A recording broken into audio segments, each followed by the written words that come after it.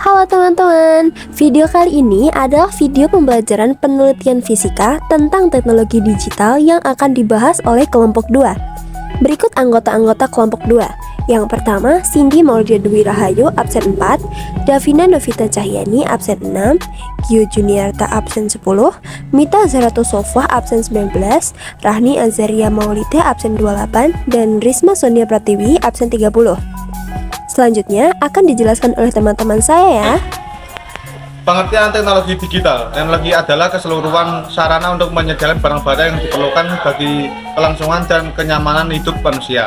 Sedangkan kata digital berasal dari kata digitus, bahasa Yunani yang berarti dari jemari. Teknologi digital adalah teknologi yang tidak lagi menggunakan tenaga manusia atau manual, tetapi cenderung pada sistem pengoperasian yang otomatis dengan sistem komputerisasi atau format yang dapat dibaca oleh komputer. Selanjutnya, saya akan menjelaskan mengenai perkembangan teknologi mekanik dan analog menjadi teknologi digital. Awal mulanya dipelopori oleh Alexander Graham Bell. Tahun 1875 menemukan telepon. Abad ke-20, tepatnya antara tahun 1910 sampai 1920, transmisi suara tanpa kabel melalui siaran radio AM yang pertama. Pada tahun 1940, transmisi audiovisual tanpa kabel yaitu televisi. Saat teknologi digital menggantikan teknologi analog, perangkat telekomunikasi berkembang pesat. Contohnya telepon seluler yang merupakan hasil konvergensi antara alat komunikasi dengan komputer. Pada tahun 1943, pertama kalinya komputer beroperasi. Karena penelitian semakin berkembang menjadi teknologi semakin berkembang, seperti revolusi dari analog menjadi digital. Hingga sekarang ini tujuannya untuk memudahkan pekerjaan manusia. Selanjutnya munculnya browser. Web bermulai dari European Laboratory of Particle Physics kemudian menjadi web browser yang berbasis teks. Berkembangnya sosial media. Hubungan antara perangkat mobile dan halaman web internet muncul pada tahun 1997, dimulai dari situs Friendster dan berkembang hingga saat ini. Berikut ini ada gambar yang menunjukkan transmisi teknologi analog menjadi digital. Gambar pertama menunjukkan kamera film yang bertransmisi menjadi kamera digital. Untuk gambar kedua menunjukkan mesin pengetik bertransmisi menjadi laptop. Selanjutnya, perbedaan sinyal analog dan sinyal digital. Sinyal analog adalah sinyal data dalam bentuk gelombang yang kontinu, yang membawa informasi dengan mengubah karakteristik gelombangnya. Sinyal analog bekerja dengan mentransmisikan suara dan gambar dalam bentuk gelombang kontinu.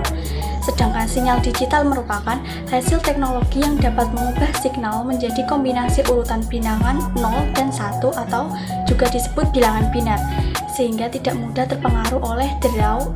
Proses informasinya pun mudah, cepat dan akurat, tetapi transmisi dengan sinyal digital hanya mencapai jarak jangkau pengiriman data yang relatif dekat.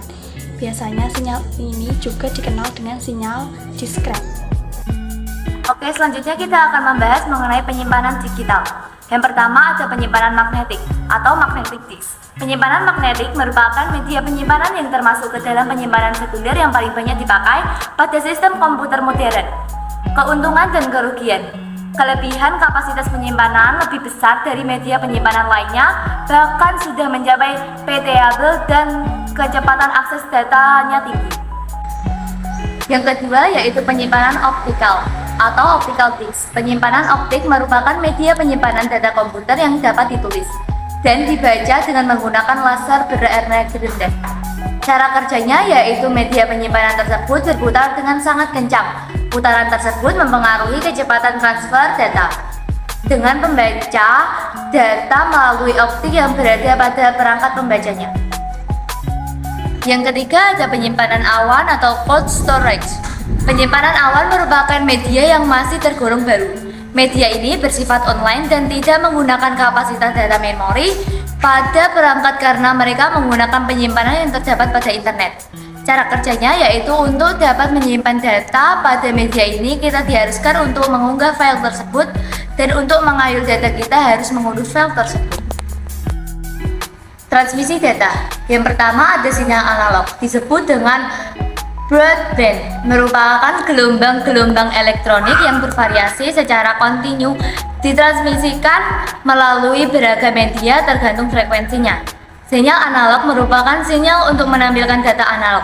Contoh data analog adalah suara, audio, dan video.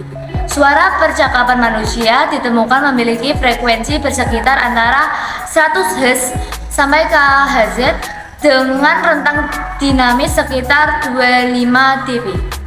Yang kedua adalah sinyal digital, merupakan sinyal untuk menampilkan data digital. Selanjutnya adalah media transmisi data. Untuk melakukan transmisi data, diperlukan suatu media seperti bus, kabel yang biasa terdapat pada perangkat internal komputer. Yang pertama, kabel atau wire bisa digunakan dalam melakukan proses transmisi data. Terdapat beberapa macam, yang diantaranya adalah 1. Kabel pilin atau UTP wire atau biasa dikenal dengan unshielded twister pair. Kabel ini bisa digunakan untuk melakukan transmisi melalui jaringan komputer. Yang kedua adalah koaksial atau coaxial cable. Kabel ini terdiri atas dua macam konduktor yang dipisahkan dengan menggunakan isolator. Yang ketiga, serat optik atau fiber optik. Kabel yang dapat mengirimkan informasi dengan cara menghantarkan informasi data menggunakan gelombang cahaya. Yang kedua adalah nirkabel atau wireless. Wi-Fi atau yang dikenal dengan wireless adalah media yang hanya bisa mentransmisikan data dan tidak dijadikan untuk pemandu. Transmisi data yang terdapat pada jaringan ini biasanya dilakukan dengan menggunakan alat bantu yang dikenal dengan antena atau transceiver. Contoh yang pertama adalah radio, yang kedua microwave, yang ketiga inframerah. Jalur transmisi data. Jalur ini mampu mengirimkan informasi dengan menggunakan peralatan yang lain. Yang pertama ada multicast. Suatu proses komunikasi terjadi melalui suatu alat dengan alat lainnya. Misalnya adalah server yang digunakan untuk mengakses internet. Yang kedua ada broadcast. Proses dalam pengiriman data atau informasi dari satu alat ke alat lainnya. Contohnya yaitu pemancar radio. Yang ketiga ada unicast, merupakan kontak informasi yang terjadi pada suatu alat dengan suatu alat lain. Selanjutnya yaitu konfigurasi jalur transmisi data. Konfigurasi dapat dibedakan menjadi beberapa macam, yaitu A point to point, peralatan saling terhubung antara satu dengan yang lain tanpa terbagi. B. Point to multipoint, disebut juga dengan ACC Assemble Point, yaitu alat atau media dapat terhubung dengan alat lainnya. Contoh proses tersebut adalah penyiaran televisi. Lalu arah kanal transmisi merupakan pipa yang menghubungkan dua unit alat untuk mengirimkan datanya. Telepon dengan adanya kanal transmisi memungkinkan kedua perangkat atau alat terhubung untuk melakukan komunikasi baik satu arah maupun dua arah. Untuk menentukan arah transmisi dalam kanal tersebut dikelompokkan menjadi tiga, yaitu A. Simplex one-way transmission, hanya dapat melakukan komunikasi atau transmisi satu arah saja seperti pemancar televisi atau radio. Hal ini memungkinkan penerima bersifat pasif serta tak dapat memberikan respon balik terhadap pengirim informasi atau data. B. Half duplex atau either way transmission, dapat melakukan komunikasi atau transmisi data dengan dua arah, tetapi tidak dapat melakukan transmisi data secara bersamaan atau harus bergantian.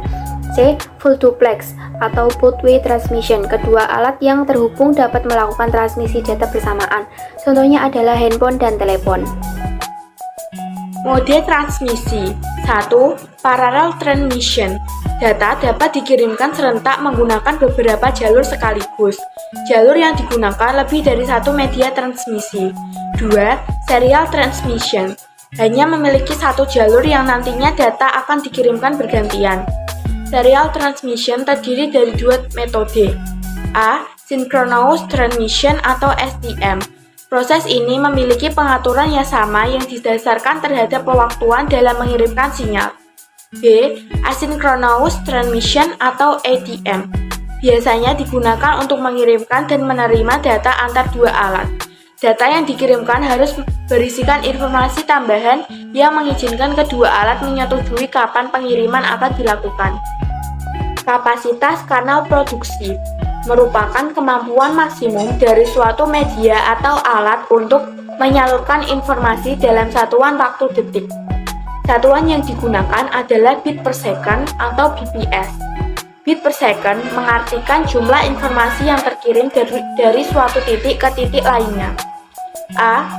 Broadband frekuensi, yaitu jalur lebar yang mampu memindahkan lebih banyak data dan lebih tinggi dibandingkan dengan frekuensi yang lebih sempit atau narrowband. Contohnya adalah sinyal televisi, televisi kabel, sonet, dan lain-lain. B. Wideband merupakan pita dengan saluran lebar dengan kemampuan lebih besar bila dibandingkan dengan narrowband. Contohnya adalah pemancar layanan TV secara broadcast menggunakan 6 MHz pada setiap saluran. Kabel TV, CATV, atau TV kabel dan televisi pada 700 MHz. ATM memiliki kemampuan transfer hingga 13,22 Gbps. T3 pada 44,7 Mbps yang ekuivalen dengan rangkaian 28 T1 melalui serat optik atau mikrodigital. Kurang lebih seperti itulah pembahasan dari kami. Jika ada salah kata atau salah kalimat, mohon dimaafkan ya. Terima kasih telah menonton video ini. Semoga pembahasan yang kami lakukan bermanfaat bagi kita semua.